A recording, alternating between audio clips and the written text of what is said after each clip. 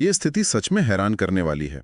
मतलब अगर आप ताज़ा रिपोर्ट्स देखें तो एक तरफ की सेना भारी बमबारी कर रही है और दूसरी तरफ के लड़ाके ये दावा कर रहे हैं कि उन्होंने सीमा पार करके 130 सैनिकों को मार गिराया है। और सिर्फ इतना ही नहीं, 40 मिलिट्री पोस्ट पर कब्जा करने का भी दावा किया गया है। बिल्कुल। और जब भी अंतर्राष्ट्रीय सीमा पर ऐसी खूनी जंग की बात आती है ना, तो अमूमन यही लगता है कि ये दो पारंपरिक दुश्मन देशों के बीच का टकराव होगा। जैसे कि भारत और पाकिस्तान या कोई और ऐतिहासिक दुश्मन। हाँ, सही कहा। लेकिन क्या हो जब ये दोनों देश कभी एक दूसरे के सबसे बड़े रणनीतिक साझेदार रहे हों? आज के इस गहन विश्लेषण में हम पाकिस्तान और तालिबान शासित अफगानिस्तान के बीच तेजी से बिगड़ते हालात पर चर्चा करने वाले हैं।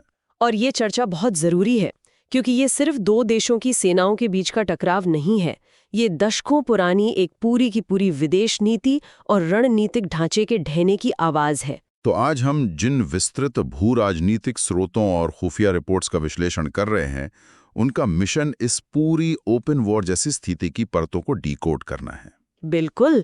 हम ये देखेंगे कि कैसे ये महाविनाश के बीज रातों रात नहीं बल्कि दशकों पहले बोए गए थे, और हम फ्रैंकेस्टीन मॉन्स्टर प्रभाव को भी समझेंगे। और सबसे दिलचस्प बात, हम उस बेहद खामोश लेकिन धारदार कूटनीति का पर्दाफाश करेंगे जो भारत इस पूरे परिदृश्य में बिना कोई शोर किए खेल रहा है।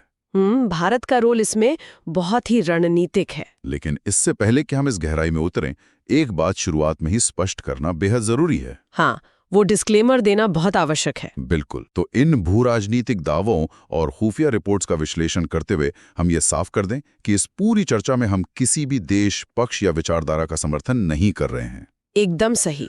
हमारे स्रोतों में कई गंभीर राजनीतिक और खुफिया आरोप शामिल हैं, जैसे कि CIA या ISI द्वारा भारत पर लगाए गए आरोप। हाँ, तो हमारा काम केवल मूल स्रोतों में दी गई जानकारी, जमीनी हकीकत और इन दावों के पीछे काम कर रहे जो इंसेंटिव्स हैं ना, उनको पूरी तरह से तटस्थ रूप से रिपोर्ट करना है। क्योंकि कूटनीति में भावनाएं नहीं चलती, वहाँ केवल हित काम करते हैं, और हम आज उन्हीं हितों का विश्लेषण करेंगे। तो चलिए, इस कहानी की जड़ों तक पहुंचने के लिए हमें थोड़ा पीछे जाना होगा। मतलब इस वर्तमान सीमा विवाद से काफी पीछे। ये नफरत कोई कल की बात नहीं है। बिल्कुल नहीं। अगर हम इतिहास के पन्नों को पलटें तो इस टकराव की एक बहुत बड़ी वजह 1893 में खींची गई डुरंड लाइन है। ब्रिटिश राजनयिक सर मोर्टिमर डुरंट और अफगान शासक आमिर अब्दुल रहमान के बीच खींची गई वो लकीर। हाँ, और उस लकीर ने पश्तूनों को दो हिस्सों में बांट दिया। ये महज एक भौगोलिक रेखा नहीं थी, आप समझें, ये एक पूरी जातीय पहचान का विभाजन था। और शायद इसी का नतीजा था कि 1947 में जब पाकिस्तान बना तो पूरी दुनिया में अफगानिस्तान इकलौता ऐसा देश था जिसने संयुक्त राष्ट्र में पाकिस्तान की सदस्यता के खिलाफ वोट किया था। क्या बात है। मतलब शुरुआत से ही इतनी कड़वाहट थी। बिल्कुल। और यहीं से वो सर्वाइवल स्ट्रैटेजी, या आप कहें अस्तित्व बचाने की रणनीति, जन्म लेती है, जो आज पाकिस्तान के पतन का कारण बन रही है। पाकिस्तान को हमेशा से अफगानिस्तान की तरफ से पश्तून राष्ट्रवाद का डर सताता था ना। हाँ, उन्हें लगता था कि पश्तून लोग एक अलग देश की मांग कर सकते हैं। तो इस डर को खत्म करने के लिए पाकिस्तान ने एक बहुत ही खतरनाक रास्ता चुना। और वो मौका उन्हें 1979 में मिला, जब सोवियत संघ ने अफगानिस्तान पर आक्रमण किया। एकदम सही। उस समय अमेरिका की CIA ने ऑपरेशन साइक्लोन शुरू किया। अमेरिका पैसा और हथियार दोनों दे रहा था, लेकिन जमीन पर काम करने के लिए उन्हें एक प्रॉक्सी की जरूरत थी ना। हाँ, अमेरिका खुद वहां लड़ना नहीं चाहता था, और पाकिस्तान ने इस मौके को तुरंत लपक लिया। स्रोतों के अनुसार पाकिस्तान ने अपनी जमीन पर मुजाहिदीन के लिए बड़े पैमाने पर ट्रेनिंग कैंप्स बनाए। तो उनका मकसद सिर्फ सोवियत संघ को हराना नहीं था। नहीं, उनका असल मकसद पश्तून राष्ट्रवाद को दबाकर वहां धार्मिक कट्टरपंथ को बढ़ावा देना था, ताकि अफगानिस्तान हमेशा उनके नियंत्रण में रहे, एक स्ट्रेटेजिक डेप्थ बनी रहे। और यहीं से उन 5 हथियारों का निर्माण शुरू होता है जिनके बारे में हमारी रिपोर्ट्स बात करती हैं। बिल्कुल। पाकिस्तान ने अफगानिस्तान को कंट्रोल करने के लिए मुख्य रूप से 5 गुट तैयार किए। अगर मैं सही हूं तो वे थे अफगान तालिबान, हक्कानी नेटवर्क, हिज़्ब इस्लामी, अलकायदा और कुछ अन्य मुजाहिदीन गुट। हाँ, यही वो गुट थे। यहाँ तक कि तालिबान के सह संस्थापक मुल्ला उमर की शुरुआती ट्रेनिंग भी इन्हीं पाकिस्तानी कैंप्स में हुई थी। बाप रे। मतलब ये पूरी तरह से एक फैक्ट्री मॉडल था जहां से लड़ाके तैयार करके सीमा पार भेजे जा रहे थे। बिल्कुल, एक फैक्ट्री की तरह। 1996 में जब तालिबान ने काबुल पर कब्जा किया तो इस्लामाबाद में बाकायदा जश्न का माहौल था। उन्हें लगा होगा कि उनका मिशन पूरा हो गया। हाँ, उन्हें लगा कि उन्होंने स्ट्रेटेजिक डेप्थ या रणनीतिक गहराई हासिल कर ली है। यानी अब अफगानिस्तान पूरी तरह से उनकी मुट्ठी में है। और अब वे भारत के खिलाफ अपनी पूरी ताकत लगा सकते हैं। यही उनकी सोच थी। लेकिन रणनीति और राक्षस यानी मॉन्स्टर में एक बहुत बुनियादी फर्क होता है। कैसा फर्क? आप देखिए, रणनीति को आप कंट्रोल कर सकते हैं, लेकिन जब आप एक राक्षस पैदा करते हैं तो उसकी अपनी एक भूख होती है। वो भूख जो अंततः अपने ही पैदा करने वाले को निगल जाती है। अरे बाप रे! पूर्व आईएसआई चीफ असद दुरानी का वो बयान इस पूरी स्थिति को बहुत स्पष्ट करता है। उन्होंने खुद माना था कि पाकिस्तान ने एक फ्रैंकेनस्टीन मॉन्स्टर पैदा कर दिया है। और वही मॉन्स्टर अब उनकी बच्चों के स्कूलों को उड़ा रहा है और सैनिकों को मार रहा है। बिल्कुल, ये उनकी अपनी रची हुई साजिश थी जो उन पर भारी पड़ गई। अगर मैं इस पूरी प्रक्रिया को आज के तकनीकी नजरिए से देखूं, तो ये तो बिल्कुल वैसा ही है जैसे किसी टेक कंपनी ने अपने प्रतिद्वंदी का सिस्टम क्रैश करने के लिए एक बेहद खतरनाक मैलवेयर कोड किया हो। बहुत ही दिलचस्प उदाहरण है ये, है ना? लेकिन वे उस वायरस में किल स्विच यानी उसे बंद करने का कोड डालना भूल गए, और अब वो वायरस म्यूटेट होकर खुद उनके ही सर्वर्स को तबाह कर रहा है। एकदम सटीक एनालॉजी है। ये एक सोची समझी रणनीति थी, लेकिन इसके परिणाम का कोई आकलन नहीं किया गया था। तो इस वायरस के म्यूटेट होने की शुरुआत असल में कब हुई? इसकी शुरुआत हुई 2001 में 9/11 के हमलों के बाद, जब अमेरिका का भारी दबाव पड़ा। हाँ, उस समय जॉर्ज बुश और हिलरी क्लिंटन जैसी वैश्विक हस्तियों ने पाकिस्तान को स्पष्ट चेतावनी दी थी। बिल्कुल, या तो आप हमारे साथ हैं या आतंकवादियों के साथ। इस दबाव में पाकिस्तान को मजबूर होकर अपने ही पाले हुए कुछ चरमपंथी गुटों के खिलाफ सैन्य अभियान चलाना पड़ा। मतलब उन्होंने अपनों को ही मारना शुरू कर दिया। हाँ, और ये उन लड़ाकों के लिए एक सीधा धोखा था। इसी धोखे की भावना से बैतुल्लाह महसूद के नेतृत्व में एक नए गुट का जन्म हुआ, TTP, यानी तहरीक तालिबान पाकिस्तान। बिल्कुल, और TTP का मकसद कोई छिपी हुई बात नहीं है। स्रोतों के मुताबिक उनका स्पष्ट लक्ष्य पाकिस्तान के खैबर पख्तूनख्वा प्रांत को इस्लामाबाद के नियंत्रण से आजाद करना है। सही कहा ना? एकदम सही। और आज आप देख सकते हैं कि पाकिस्तान की कुल हिंसा का लगभग 85% हिस्सा केवल खैबर पख्तूनख्वा और बलूचिस्तान में हो रहा है। 85%? ये तो बहुत बड़ा आंकड़ा है। बहुत बड़ा है। और ये स्थिति तब एक भयानक दुस्वप्न में बदल गई जब TTP ने बलूच लिबरेशन आर्मी यानी BLA के साथ हाथ मिला लिया। लेकिन ये दोनों समूह तो अलग अलग विचारधाराओं के हैं ना? एक धार्मिक कट्टरपंथी है और दूसरा शायद अलगाववादी। हाँ, बिल्कुल अलग हैं। लेकिन दुश्मन एक होने के कारण इन्होंने रणनीतिक गठजोड़ कर लिया है। दुश्मन का दुश्मन दोस्त। तो दो सैनिक, ये तो सैन्य ढांचे पर एक बहुत ही गहरी चोट है। और इस चोट का असर सिर्फ सीमा या सुरक्षा चौकियों तक सीमित नहीं है। ये पाकिस्तान के पूरे आंतरिक ढांचे को खोखला कर रहा है। क्योंकि जब देश की सेना रोजाना अपनी ही सीमाओं के भीतर युद्ध लड़ रही हो, तो अर्थव्यवस्था कैसे टिकेगी? असंभव है। प्रधानमंत्री शहबाज शरीफ का वो सार्वजनिक बयान इस पतन की गवाही देता है। उन्होंने खुद स्वीकार किया कि उन्हें दुनिया भर में भीख मांगने में शर्म आती है। सच में? एक प्रधानमंत्री का ऐसा बयान देना स्थिति की गंभीरता को दिखाता है। बिल्कुल। आज स्थिति ये है कि अर्थव्यवस्था पूरी तरह से IMF के बेल आउट पैकेज पर निर्भर है। महंगाई दर आसमान छू रही है। मैंने पढ़ा था कि वहाँ टमाटर 400 रुपए किलो तक बिक रहे हैं। हाँ, बुनियादी चीजों के दाम आम आदमी की पहुंच से बाहर हो गए हैं। और इस आर्थिक और सुरक्षा पतन के बीच 50 लाख अफगानी शरणार्थियों का मुद्दा भी है, जो कि एक और टाइम बॉम्ब की तरह है, जो किसी भी वक्त फट सकता है। बिल्कुल। लेकिन यहाँ मुझे एक बात समझ नहीं आ रही है। चलिए इसे थोड़ा डिकोड करते हैं। बताइए। अगर पाकिस्तान का आंतरिक ढांचा इतना बुरी तरह चरमरा गया है, अर्थव्यवस्था दिवालिया होने की कगार पर है और भीतर ही 2 मोर्चों पर युद्ध चल रहा है, तो वे अफगानिस्तान के साथ ड्यूरेंट लाइन पर एक नया मोर्चा क्यों खोलना चाहेंगे? ये सवाल उठना लाजमी है। क्या ये अपनी आवाम का ध्यान भटकाने की कोशिश है, या वे वाकई स्थिति पर से अपना नियंत्रण पूरी तरह खो चुके हैं? ये एक बहुत ही तार्किक सवाल है। इसका जवाब इंसेंटिव आर्किटेक्चर या हितों के ढांचे में छिपा है। मतलब? दरअसल पाकिस्तान ने ये नया मोर्चा अपनी मर्जी से नहीं खोला है। ये उनकी उसी पुरानी विदेश नीति का रिवर्सल है जो अब उन पर भारी पड़ रही है। तो क्या तालिबान अब उनकी बात नहीं मान रहा? बिल्कुल नहीं। तालिबान अब सत्ता में है और उन्हें एक देश चलाना है।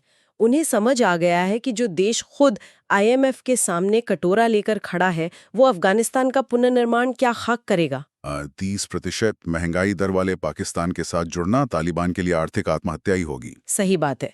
इसलिए जब तालिबान ने अपनी स्वतंत्र नीतियां बनानी शुरू की और डुरांड लाइन को मानने से इनकार कर दिया तो पाकिस्तान तिलमिला गया। तो ये एक मास्टर का अपने पुराने प्रॉक्सी पर से नियंत्रण खोने की हताशा है। एकदम सटीक कहा आपने। और जहां वैक्यूम या शून्यता होती है, कूटनीति में वो जगह कभी खाली नहीं रहती। और यहीं से इस भू राजनीतिक बिसात पर भारत की एक बहुत ही सधी हुई एंट्री होती है ना? बिल्कुल। 2021 में जब अमेरिका रातों रात अफगानिस्तान छोड़कर गया था, तब भारत में भारी चिंता का माहौल था। मुझे याद है SCO समिट में भारत ने तालिबान की कड़ी आलोचना भी की थी। हाँ, उस समय ऐसा लग रहा था कि अफगानिस्तान में भारत द्वारा बनाए गए बांध, संसद भवन और सड़कों का जो अरबों डॉलर का निवेश था, वो सब राख हो गया। लेकिन फिर 2022 में भारत की रणनीति में एक अचानक 180 डिग्री का शिफ्ट देखने को मिलता है। और वो शिफ्ट क्यों आया? क्योंकि 2022 तक आते आते अफगानिस्तान एक भयानक मानवीय संकट में घिर चुका था। विदेशी फंड्स फ्रीज थे और देश भुखमरी की कगार पर था। हाँ, तो भारत ने यहाँ भावनाओं के बजाय प्रैग्मेटिज्म यानी व्यावहारिकता को चुना। भारत जानता था कि इस समय तालिबान को सबसे ज्यादा जरूरत बुनियादी ढांचे और अनाज की है। और पाकिस्तान तो खुद दाने दाने को मोहताज है, वो क्या देगा? बिल्कुल। यहीं से भारत ने अपनी सॉफ्ट पावर का सबसे अचूक हथियार निकाला, जिसे हम वीट डिप्लोमेसी या गेहूं की कूटनीति कह सकते हैं। बहुत ही दिलचस्प टर्म है ये। अगर हम इन आंकड़ों को देखें, भारत ने 2000 मीट्रिक टन गेहूं, 13 टन जीवन रक्षक दवाइयां, 5 लाख कोविड वैक्सीन और 6 करोड़ पोलियो वैक्सीन की डोज काबुल भेजी। ये कोई छोटा आंकड़ा नहीं है। बिल्कुल नहीं। इतना ही नहीं, 2022 के बजट में भारत ने अफगानिस्तान के लिए $27 मिलियन का विशेष आवंटन भी किया। अगर हम इसे बड़ी तस्वीर से जोड़कर देखें तो भारत आधिकारिक तौर पर तालिबान सरकार को मान्यता नहीं देता। हाँ, आज भी मान्यता नहीं दी है, फिर भी इतने बड़े पैमाने पर रसद भेज रहा है। तो यहाँ कहानी बहुत ही दिलचस्प हो जाती है। कैसे? क्या ये स्पष्ट रूप से महज कोई मानवीय सहायता है, या ये पाकिस्तान के एकाधिकार को तोड़ने के लिए चलाया गया एक बेहद सटीक भू राजनीतिक दाव है? आपने बिल्कुल सही तंत्र को पकड़ा है। गेहूं यहाँ महज एक अनाज नहीं है, ये एक रणनीतिक हथियार बन गया है। और इसका असर भी जमीन पर दिखा। बिल्कुल दिखा। जब पाकिस्तान ने अफगानिस्तान को अपना गेहूं भेजा तो वो सड़ा हुआ था और उसमें कीड़े थे। अरे बाप रे, सड़ा हुआ गेहूं! हाँ, और वहीं दूसरी ओर जब भारत का उत्तम क्वालिटी का गेहूं वहां पहुंचा तो तालिबान के अधिकारियों ने खुलेआम प्रेस कॉन्फ्रेंस की। और उन्होंने क्या कहा? उन्होंने भारत की तारीफ की और पाकिस्तान को जलील किया। इस एक घटना ने जमीनी स्तर पर अफगानिस्तान के लोगों के मन में ये बात बैठा दी कि उनका असली हमदर्द कौन है। मतलब दिल जीतने वाली बात हो गई। बिल्कुल। आज आप देखिए, अफगानिस्तान के बाजारों में लोग अपने फोन कवर के पीछे भारतीय करेंसी नोट लगाकर घूम रहे हैं। सच में? हाँ, और भाई भाई का नारा दे रहे हैं। ये वो साख है जिसे पाकिस्तान की कोई भी बंदूक या ट्रेनिंग कैंप कभी नहीं खरीद सकता। इसका सीधा मतलब है कि भारत ने उस कमजोर नस को पकड़ लिया है जहां पाकिस्तान कुछ नहीं कर सकता, उनकी इकोनॉमी। एकदम सही। लेकिन ये खेल सिर्फ अनाज और दवाओं तक सीमित नहीं है। हाँ, इन स्रोतों से जो खुफिया जानकारी छनकर आ रही है वो दिखाती है कि पर्दे के पीछे का खेल बहुत गहरे स्तर पर चल रहा है। मतलब कूटनीति के सॉफ्ट पावर से आगे बढ़कर खुफिया एजेंसियों और गुप्त वार्ताओं की दुनिया। बिल्कुल। रिपोर्ट्स बताती हैं कि भारत ने तालिबान को मुंबई और हैदराबाद में अफगान वाणिज्य दूतावास चलाने की मौन स्वीकृति दे दी है, जो कि एक बहुत बड़ा कूटनीतिक कदम है। और इससे भी बड़ी बात, तालिबान के उप विदेश मंत्री अब्बास स्तानेक्ज़ई और जो सबसे अहम नाम है सिराजुद्दीन हक्कानी, उनके साथ भारत की गुप्त वार्ताओं की रिपोर्ट सामने आई है। सिराजुद्दीन हक्कानी के साथ भारत की बातचीत का मतलब समझना श्रोताओं के लिए बहुत जरूरी है। मैं भी वही सोच रहा था, ये वही हक्कानी नेटवर्क है ना जो कभी भारत का कट्टर दुश्मन था? बिल्कुल। 1980 और 90s के दशक में हक्कानी नेटवर्क को भारत के लिए सबसे बड़ा खतरा माना जाता था। हाँ, रॉ की उन पुरानी फाइलों में तो जलालुद्दीन हक्कानी और ISI चीफ हामिद गुल की एक साथ तस्वीरें मौजूद हैं, जो उस समय भारत के खिलाफ रची जा रही साजिशों का सीधा प्रतीक थीं। लेकिन आज देखिए समय कैसे बदलता है। कैसे? उसी जलालुद्दीन हक्कानी का बेटा सिराजुद्दीन हक्कानी, जो अब तालिबान का गृह मंत्री है, उसने पाकिस्तान से पूरी तरह दूरी बना ली है। क्या बात कर रहे हैं? हाँ, हक्कानी नेटवर्क ने पाकिस्तान के TTP विरोधी अभियानों का समर्थन करने से साफ इनकार कर दिया है। ये तो पाकिस्तान के रक्षा तंत्र के लिए एक सीधा तमाचा है। और इसी वजह से पाकिस्तान के रक्षा मंत्री को सार्वजनिक रूप से हक्कानी पर धोखे का आरोप लगाना पड़ा। उनकी हताशा तो इस बयान से ही झलकती है, जहां उन्होंने कहा कि तय कर लो तुम किसके साथ हो, हमारे या इंडिया के। आप सोचिए, ये उस देश के लिए कितना बड़ा दुस्वप्न होगा, जिसने दशकों तक अपनी अर्थव्यवस्था को दांव पर लगाकर इन लड़ाकों को पाला। हाँ, और आज वही लड़ाके उनके सबसे बड़े क्षेत्रीय प्रतिद्वंदी यानी भारत के साथ टेबल पर बैठे हैं। तो इस सब का असल में क्या मतलब है? क्या पाकिस्तान के अंदर खौफ का माहौल है? ये स्थिति पाकिस्तान के पूरे सुरक्षा एस्टैब्लिशमेंट में गहरा खौफ पैदा कर चुकी है। टीटीपी के पूर्व कमांडर एहसानुल्लाह एहसान का वो वायरल वीडियो इसी खौफ का नतीजा है, जिसमें उसने दावा किया था कि टीटीपी को भारत से फंडिंग मिलती है। बिल्कुल। इसके साथ ही CIA और ISI के कुछ रिपोर्ट्स भी सामने आई हैं। उनमें क्या आरोप लगाए गए हैं? उनमें ये आरोप लगाया गया है कि भारत अब तालिबान के नेटवर्क का इस्तेमाल करके पाकिस्तान के भीतर मौजूद कश्मीरी मिलिटेंट ग्रुप्स का सफाया कर रहा है। ये तो बहुत बड़ा आरोप है, लेकिन क्या इसका कोई ठोस सबूत है? देखिए, खुफिया दुनिया में ऐसे ऑपरेशंस के पक्के सबूत कभी सार्वजनिक रूप से नहीं मिलते। जब तक दशकों बाद खुफिया फाइलें डीक्लासिफाई नहीं होती, तब तक ये सिर्फ आरोप ही रहते हैं। ये तो है। लेकिन ये आरोप इस बात की पुष्टि जरूर करते हैं कि मनोवैज्ञानिक युद्ध में भारत इस समय पाकिस्तान पर भारी पड़ रहा है। अगर हम इस पूरी विसात को स्ट्रक्चरल एडवांटेज के नजरिए से देखें, तो भारत के पास एक बहुत बड़ा भौगोलिक फायदा भी है। हाँ, भूगोल का रोल बहुत अहम है, भारत की सीमा सीधे तौर पर तालिबान शासित अफगानिस्तान से नहीं लगती, जिसका सीधा मतलब है कि भारत को अफगान शरणार्थियों की बाढ़ या सीधे सीमा पार से होने वाले हमलों का वो खतरा नहीं है जो पाकिस्तान को है। बिल्कुल। और इसी दूरी का फायदा उठाते हुए भारत पूरी तरह से प्रैग्मेटिज्म खेल रहा है। बिना आधिकारिक मान्यता दिए, बिना कोई बड़ा दूतावास खोले, सिर्फ अर्थशास्त्र और बुनियादी जरूरतों के जरिए तालिबान के शीर्ष नेतृत्व को अपने पाले में कर रहा है। और यही गेम थ्योरी का सबसे क्लासिक उदाहरण है। Game theory? वो कैसे?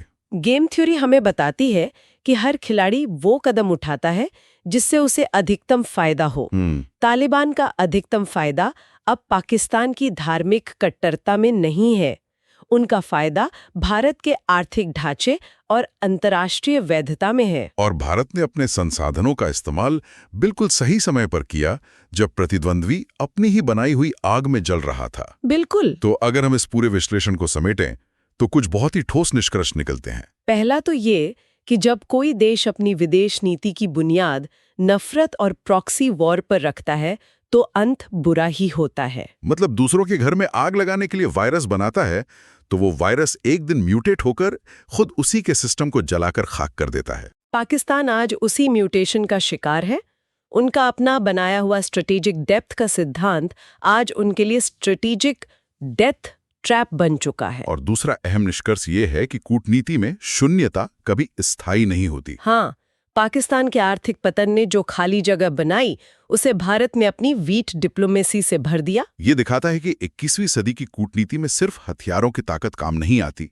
आप सामने वाले की बुनियादी जरूरतें कैसे पूरी कर सकते हैं, ये ज्यादा मायने रखता है। और भारत ने बहुत ही खामोशी से पाकिस्तान के दशकों के निवेश को शून्य कर दिया है। सच कहूं तो ये पूरी तस्वीर किसी बेहतरीन स्पाई थ्रिलर से कम नहीं है। बिना एक भी गोली चलाए पूरी की पूरी बाजी पलट दी गई है। बिल्कुल ऐसा ही महसूस होता है। लेकिन इस पूरी चर्चा के अंत में इन स्रोतों के आधार पर एक बहुत ही गहरा विचार सामने आता है, जो हमारे श्रोताओं के लिए भविष्य का एक बड़ा सवाल छोड़ जाता है। हाँ, हमने देखा कि तालिबान ने अपने अस्तित्व और अर्थव्यवस्था को बचाने के लिए महज 1 साल के भीतर अपनी वफादारी पाकिस्तान से हटाकर भारत की तरफ झुका दी, जो कि विशुद्ध रूप से एक व्यावहारिक या प्रैग्मेटिक फैसला था। बिल्कुल। तो विचार करने वाली बात यह है कि अगर ये वफादारी पूरी तरह से अर्थशास्त्र पर टिकी है, तो क्या होगा यदि कल को कोई तीसरी वैश्विक शक्ति बीच में आ जाए, जैसे कि चीन या अमेरिका। हाँ, मान लीजिए चीन अपने बेल्ट एंड रोड इनिशिएटिव के तहत उनके खनिज संसाधनों के बदले भारी निवेश कर दे, या फिर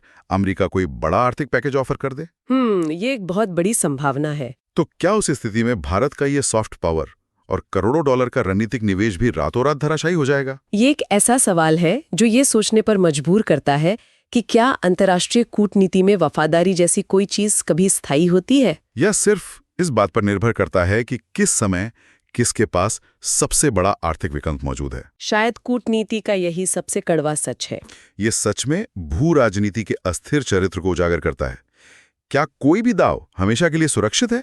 इसी सवाल के साथ हम आज के इस गहन विश्लेषण को यहीं विराम देते हैं। आज हमने डोरन लाइन के खूनी इतिहास से लेकर म्यूटेट होते फ्रैंकनस्टीन मॉन्स्टर के कहर को डिकोड किया। और साथ ही भारत की खामोश लेकिन धारदार वीट डिप्लोमेसी को भी समझा। उम्मीद है कि भविष्य में ऐसी खबरें आने पर आप निश्चित रूप से उन गोलियों की आवाज के पीछे चल रहे इस विशाल कूटनीतिक शतरंज को स्पष्ट रूप से देख पाएंगे। ऐसी ही किसी और जटिल भू राजनीतिक उलझन को सुलझाने के लिए हमारे साथ बने रहें।